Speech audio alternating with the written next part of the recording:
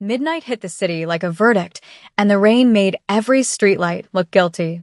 Junho Park stood under a flickering convenience store sign that buzzed like a dying insect, hands in his coat pockets, eyes fixed on the empty intersection where no honest person wandered this late.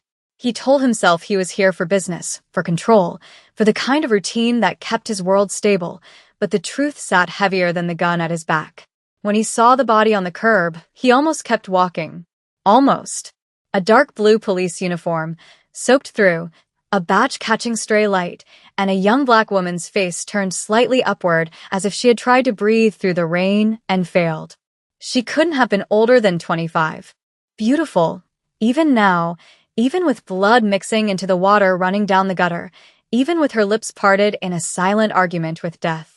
Junho's first instinct was calculation, because calculation had kept him alive, and dead cops brought heat like nothing else.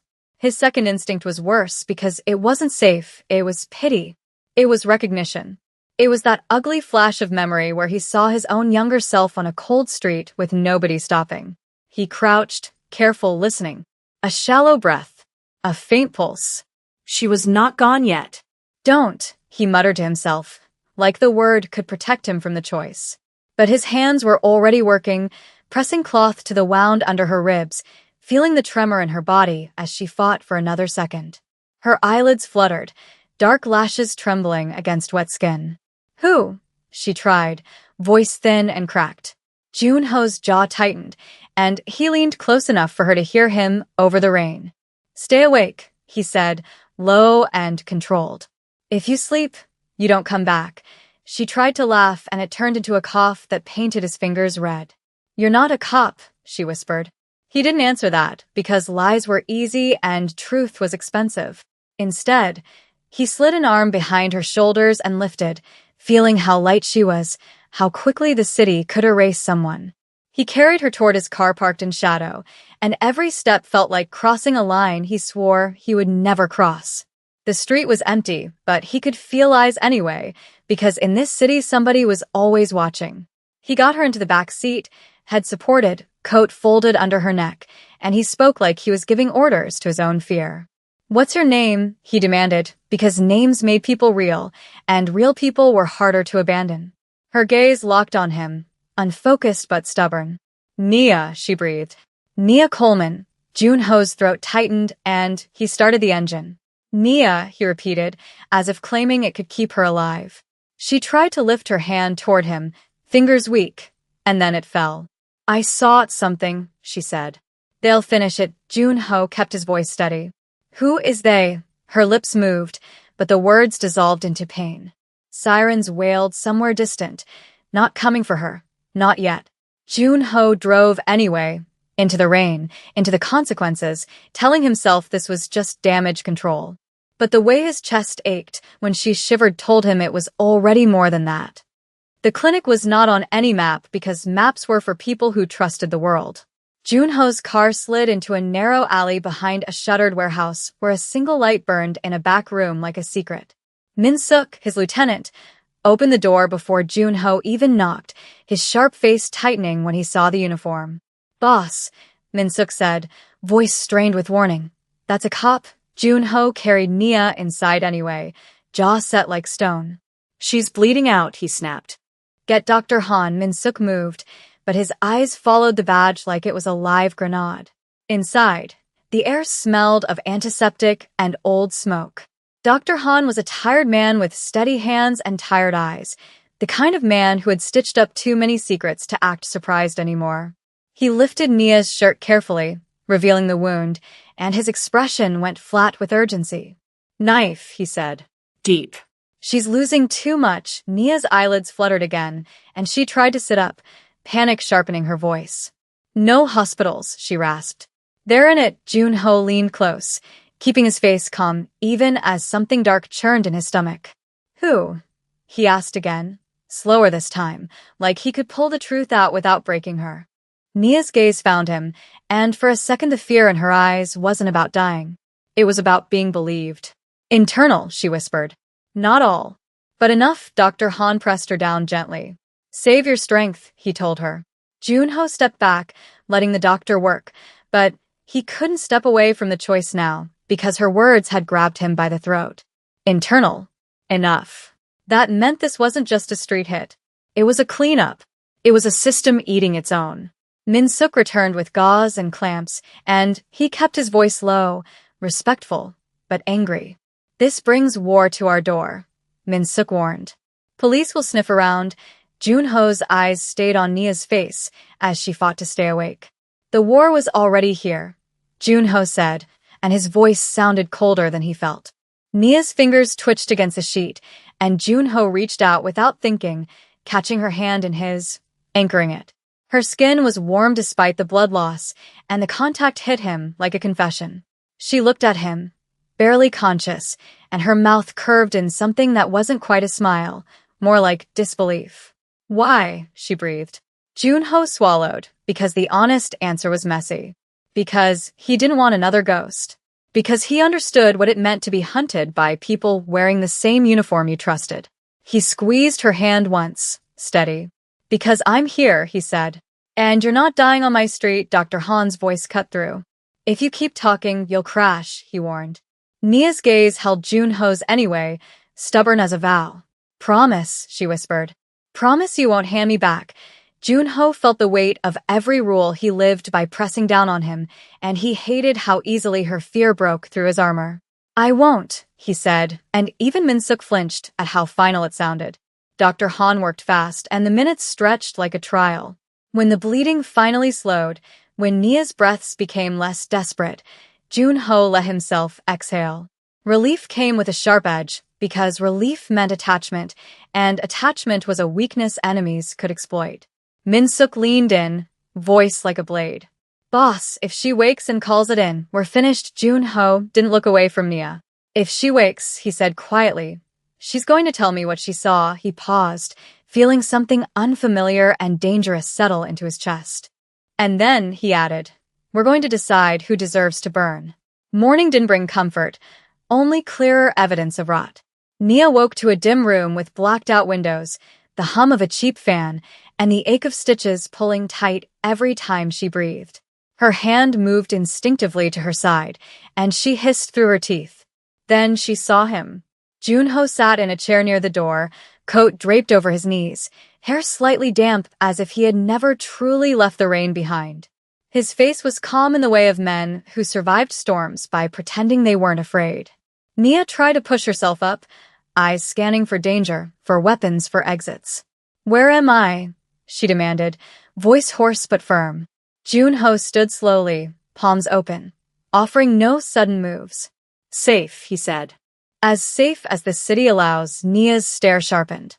You're him, she said, and the certainty in her tone made Min-suk's warning echo in Junho's head.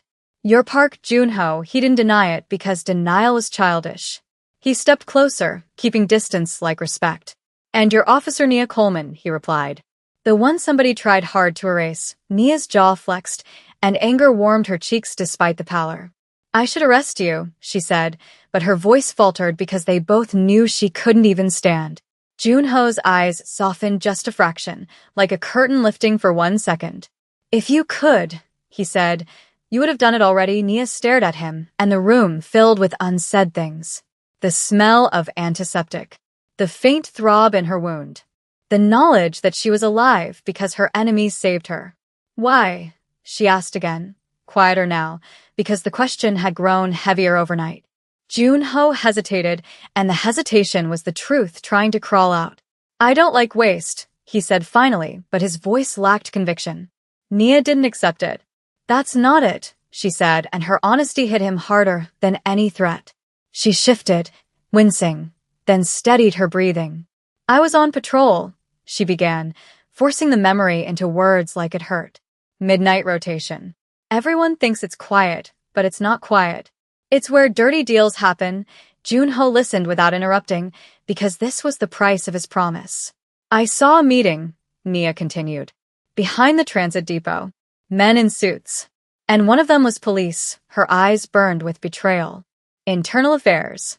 Lieutenant Brandt. The name landed like poison. Nia swallowed. They were handing over evidence, she said. Not drugs, not money. Evidence. A sealed bag. A drive, Junho's mind moved fast, building shapes from fragments. Evidence of what? He asked. Nia's gaze dropped, and when she looked up again, she looked older than 25. A list, she whispered. Payoffs. Cover-ups. Names. Her fingers clenched the sheet. They saw me. Brant saw me. He smiled like he'd been waiting. Junho felt the slow rage rise, because he understood that smile. So they chased you, he said. And left you to die. Nia nodded once, eyes glossy but hard. Not just them, she said. There was another man. Not police. Korean. Scar on his chin, Min-suk stiffened in the corner, face tightening. That's Sunwoo, Min-suk said, voice flat. A rival crew. Junho's expression darkened, because now the lines crossed, and cross lines meant somebody was playing a bigger game. Nia looked between them, suspicion returning. So you're involved, she accused, even as her voice shook. Junho stepped closer, and his tone became something dangerous and sincere. I didn't order that, he said. And I didn't know they were working with cops. Nia's eyes searched his face, trying to find the lie, trying to find the angle. Then help me, she said, and the words came out like a dare. Help me expose them. Junho almost laughed, not from humor, but from the cruelty of the universe. A cop asking a mafia boss for justice. Moral reversal, served raw. He looked at her wound, at the tremble in her hands, at the stubborn fire in her eyes, and he realized she wasn't just asking for survival. She was asking him to become someone else. If I help you, he said slowly, you don't get to pretend I'm a hero. Nia's voice softened, but her resolve didn't. I don't need a hero, she said. I need the truth. Junho held her gaze, and something between them tightened into a thread neither of them could name yet. Then we're allies, he said. For now, Nia exhaled, and in that exhale was fear, relief, and the first fragile spark of trust. They moved like people who knew the city would punish hesitation. Junho kept Nia hidden, not chained, not trapped, but protected in the only way he understood, with distance and control. He brought her clean clothes that still respected her identity, a fresh dark blue uniform shirt without the badge, because he had seen how her shoulders squared when she touched it. You didn't have to do that, Nia said, fingers brushing the fabric as if it was proof she still existed. Junho's eyes lingered on her for a second too long, and he corrected it quickly, because desire was another kind of weakness. You're not a hostage, he said. You're a problem we're solving. Nia's mouth twitched, the smallest hint of dry amusement. That's your way of being kind, she said. Junho didn't answer, but the silence between them changed texture. Min-suk hated the shift. He watched Nia like she was a loaded weapon, and he spoke to Junho in harsh murmurs when he thought she couldn't hear. She will ruin us, Min-suk warned. Or she will betray you. Junho's response was colder than the rain. Then she'll have to get close enough to try, he said, and Min-suk looked away, unsettled by the implication. The plan formed in pieces. Nia described the transit depot, the timing, the security cameras that conveniently glitched every night around midnight. Junho had his own information network, street eyes that noticed patterns before police reports did. When their stories overlapped, the truth started to look less like a rumor and more like a machine. Brant was a gear. Sunwoo was a blade. And someone higher was steering. Nia insisted on contacting someone she trusted inside the department, someone old school who still believed the badge meant something. Chief Hargrove, she said. He's a veteran. He doesn't bend easy. Junho's brow lifted. A principled conscience, he murmured, almost to himself. Those are rare. Nia's gaze sharpened. Don't mock him, she warned. Junho stepped closer, and his voice softened instead of sharpening, surprising them both. I'm not mocking, he said. I'm saying protect him. People like that get crushed first. Their first real meeting happened in a parking garage under a courthouse, concrete sweating, fluorescent lights stuttering like they were afraid to stay on. Nia wore a cap low over her curls, her wound hidden beneath layers, her posture controlled despite pain. Junho stayed back, a shadow behind a pillar, letting Nia be the one who approached, because this was her world too. Chief Hargrove arrived alone, gray hair, tired eyes, shoulders heavy with decades of disappointment. When he saw Nia, his face cracked with relief and anger. They told me you were dead, he whispered. Nia's voice trembled, but she held it steady. They tried, she said. Chief, it's Brant. He's dirty. And it's bigger than him. Hargrove's eyes flicked to the shadows, instincts sharp. Who else is here? He demanded. Junho stepped forward just enough for his face to be seen, and the garage seemed to tighten around them. Hargrove's hand moved toward his holster. Park, he spat, like the name was a stain. Nia lifted her hands quickly, placing herself between them, even though it hurt. Stop, she said. He saved me. Hargrove stared at her like she had spoken blasphemy. You're asking me to trust him, he said, voice low with disbelief. Nia's eyes locked on his. I'm asking you to trust me, she said. The words landed heavy, and Hargrove's anger shifted into something grim. Talk, he said. Nia explained the list, the drive, the depot, the orchestrated glitches. Hargrove listened, face turning harder with every sentence. If Brant is involved, Hargrove said, then internal affairs is compromised. Junho's voice cut in, controlled and quiet. And if internal affairs is compromised, he said, then your honest cops are already surrounded. Hargrove glared at him. Don't pretend you care about cops, he snapped. Junho's gaze didn't flinch. I care about leverage, he replied. And truth is leverage. Nia looked at Junho, and for a brief moment, she saw the bruise beneath his armor. The way he said truth like it had once hurt him. After the meeting, when they got back to the safe place, Nia's adrenaline crashed, and she swayed on her feet. Junho caught her by the elbow, steadying her, and the contact sparked through both of them. Nia's eyes lifted to his, close enough now to see the faint scar near his jawline, the exhaustion he hid behind control. You keep catching me, she murmured, breath warm in the dim light. Junho's hand stayed on her arm a second longer than necessary. Stop falling, he said, but his voice lacked the bite. Nia's mouth curved, and then her expression softened into something honest and dangerous. I don't know what you are, she whispered. Junho's eyes flicked to her lips and back, and the air between them turned electric with restraint. Don't find out, he warned, but it sounded like a plea. Nia didn't move away. She leaned in slowly, testing whether he would flinch, and when he didn't, her fingers rose to his collar, gripping fabric like an anchor. Their first kiss wasn't sweet. It was desperate and quiet and full of everything they couldn't say, a collision of fear and need and shared rebellion against a world that wanted them separate. Junho pulled back first, breathing hard, forehead almost touching hers. This makes you unsafe, he said. Nia's eyes stayed steady. I was unsafe before you, she answered. Now I'm just not alone in the next room. Min-suk looked away, jaw clenched, because he understood what love did to powerful men, and he feared what it would make Junho willing to burn. The trap was set where corruption felt most comfortable, in the open, with cameras broken and witnesses paid to forget. Nia insisted on going, even stitched and aching, because she refused to be a secret again. Junho didn't want her near the depot, not because he doubted her courage, but because he knew how the system punished the brave. You can't run, he argued quietly in the car, the city lights sliding across his face like prison bars. Not like you are, Nia's voice was firm, and it shook him because it sounded like faith. I'm not running, she said. I'm standing.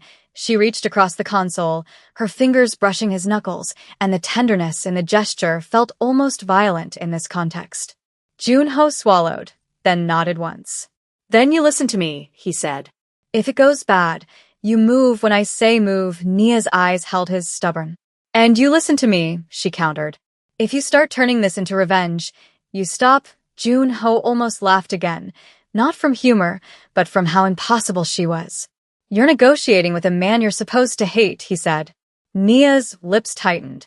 I'm negotiating with a man who saved my life, she replied. Don't waste that. They arrived near midnight, the same hour the city had tried to erase her.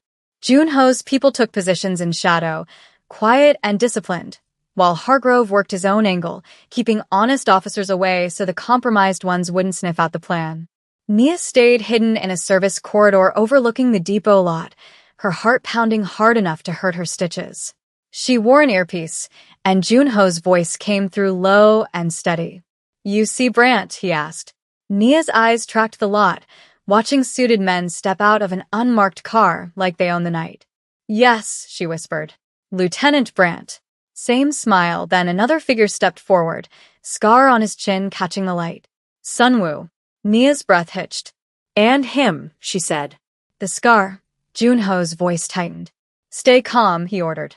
A third car arrived, and for a second Nia didn't understand what she was seeing, because the man who climbed out wore a uniform higher than Brant's, a rank that shouldn't have been anywhere near a midnight handoff.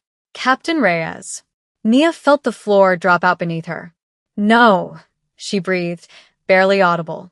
Not him. Junho's voice sharpened instantly. Who? He demanded. Nia's eyes burned. Captain Reyes, she whispered. My captain, the betrayal hit like a gunshot in her chest, and she pressed a hand to her wound, fighting nausea, fighting tears, fighting the urge to scream. On the lot, Brant handed over a sealed bag, and Reyes nodded like this was routine. Sunwoo laughed quietly, and even from a distance Nia could see the cruelty in the motion. Junho's anger rose through the earpiece like heat. This is bigger than we thought, he said. Nia swallowed hard. This is the whole ladder, she whispered. Hargrove's voice cut in from another channel, controlled but grim. We need proof, Hargrove said. Clear. Undeniable, Junho had planned for leverage, for recordings, for capturing the exchange, but he hadn't planned for Nia's captain to be part of it, and he felt the moral line shift beneath his feet. When Reyes suddenly turned his head toward the corridor, scanning, Nia froze. His eyes narrowed, and Nia knew, with a cold certainty, that he had sensed her presence like a predator. He knows, she whispered. Junho's voice turned sharp. Move, he ordered. Nia tried, but pain shot through her side, and she stumbled. A door banged somewhere below, and boots started running. The hard cut came, silence snapping into chaos, and the depot lot erupted with movement as if the night itself had been waiting for permission to become violent. Min-suk's voice hissed in Junho's ear. They're coming inside, Min-suk warned. Boss, they brought more. Junho's eyes scanned the corridor as Nia limped toward him, her face set in raw determination despite the fear cracking through. Give me your hand, he demanded. Nia reached, and he pulled her close, supporting her weight, his body between her and the incoming threat. For a split second, Nia looked up at him, eyes glossy, voice breaking. My own captain, she whispered. Junho's jaw clenched, and his voice dropped into something dangerously gentle. Then we take him down, he said. But we do it with truth. Gunfire cracked outside, echoing against concrete like a verdict, and lights flickered as if the building itself was afraid. Hargrove's voice came through urgent. If you can get that bag, you can expose them publicly, he said. But if you lose it, you lose everything. Junho looked at Nia, at the bleeding moral wound beneath her uniform, and he made the choice that would either redeem him or destroy him. We're not leaving without it, he said. Nia's lips parted, fear and trust colliding. Junho, she whispered, saying his name like it was both a warning and a prayer. He squeezed her once, a promise and pressure, then moved forward into the standoff, knowing the next minutes would shock the entire police force, because the system was about to see its own ugliness dragged into the light. The night refused to end quickly, stretching every second until it felt like punishment. Junho moved through the depot corridor with controlled urgency, one arm locked around Nia's back, the other guiding her forward as boots thundered closer and shouts bounced violently off concrete walls. Her breath came in sharp pulls, pain radiating through her side, but she refused to slow him down, teeth clenched, eyes fixed ahead like she could outstare the chaos. I can walk, she insisted, even as her weight leaned heavier against him.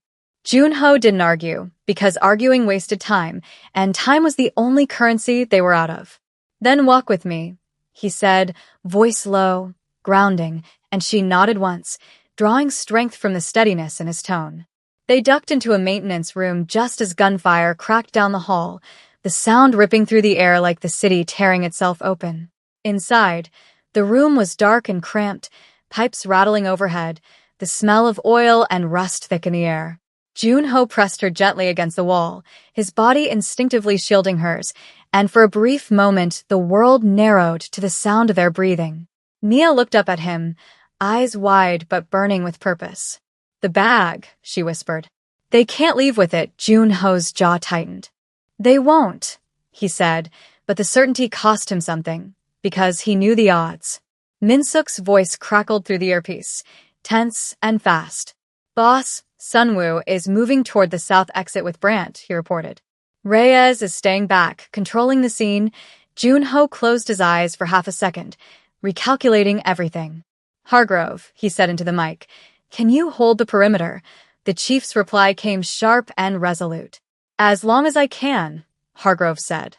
"But once uniformed backup arrives, this turns into a circus," Nia swallowed, the weight of the moment pressing hard against her chest. "Then we end it now," she said. Junho studied her face, seeing the pain, the fear, and the unbreakable resolve braided together. He brushed his thumb lightly against her cheek, an intimate gesture that felt almost forbidden here. "Stay behind me," he told her. Nia's lips pressed together, but she nodded, trusting him in a way that terrified him more than any gun. They moved again, slipping back into the corridor, timing their steps between bursts of noise. Ahead, the depot opened into a wide loading area, harsh lights blazing down on the exchange that had already begun to unravel. Brandt shouted orders, his composed smile replaced by fury, while Sunwoo barked commands in Korean, his scar twisting with amusement as if chaos was his natural habitat. Reyes stood apart, phone pressed to his ear, face pale but controlled, orchestrating the response like a man used to pulling strings. Junho felt something cold settle in his stomach. This wasn't just corruption. This was confidence born from years of getting away with it. He signaled Min-suk with a sharp gesture, and his men shifted positions, weapons raised but held back, waiting for the exact moment. Nia's heart pounded as she spotted the sealed bag clutched in Brandt's hand, the object that carried enough truth to burn half the department down. She leaned close to Junho, her voice barely a breath. "If Reyes gets away," she said, "they'll bury this again." Junho's eyes stayed locked on the scene. "Then he won't," he replied. He stepped forward into the light, his presence cutting through the chaos like a blade. Brandt's head snapped up, recognition flashing across his face. "You," Brandt snarled. "This is police business." Junho's smile was thin and humorless. "You stopped being police when you tried to kill her," he said, voice carrying easily across the space. Reyes turned, eyes widening when he saw Nia standing beside him, alive. "Nia," Reyes said, feigning relief too late to be convincing. "Thank God. We thought you were dead." Nia felt something inside her break cleanly, like a bone set wrong finally, snapping into place. She stepped forward despite the pain, her voice clear and strong. "You left me to die," she said. "Because I saw you selling the truth." Reyes' expression hardened, the mask dropping. "You don't understand how things work," he said sharply. "This keeps the city stable." Junho laughed once, short and bitter. "That's what every criminal says," he replied. Sirens wailed closer now, the inevitable closing in. Sunwoo shifted, gun raising slightly. "Enough talking," Sunwoo said, eyes gleaming. "This ends messy." Before he could act, Nia reached into her pocket with a trembling hand and held up her phone, screen glowing. "It's already recorded," she said. Every word, the effect was immediate. Brandt's face drained of color. Reyes froze, calculation flickering wildly. Junho seized the moment. "Drop the bag," he ordered.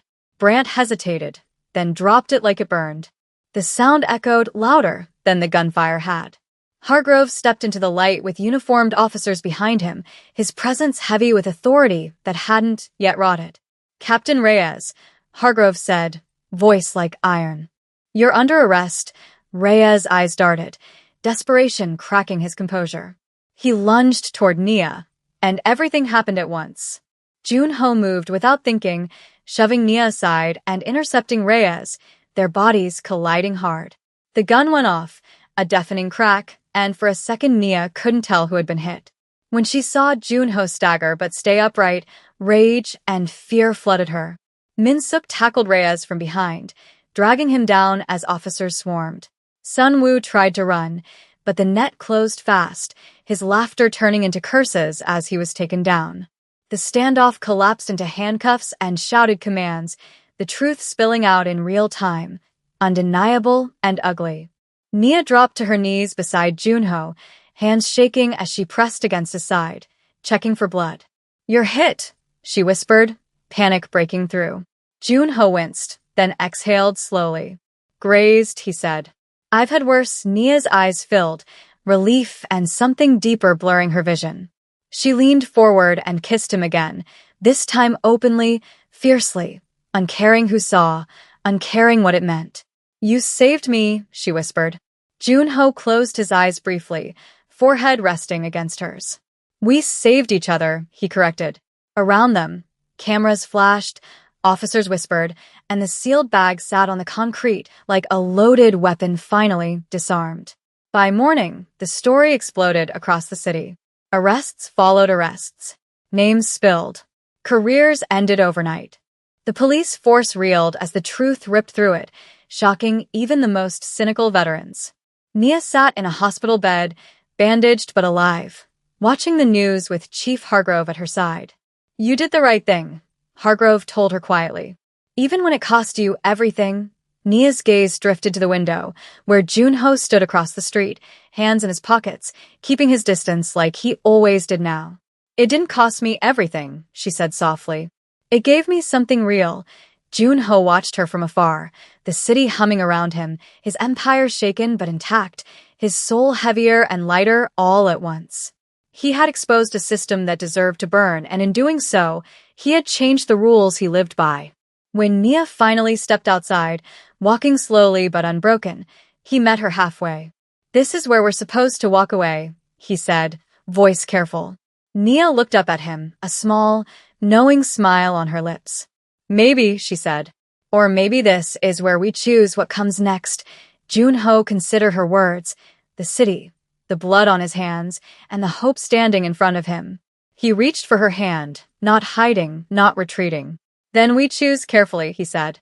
And for the first time in a long while, the future didn't feel like a threat, but like a hard-earned chance neither of them intended to waste.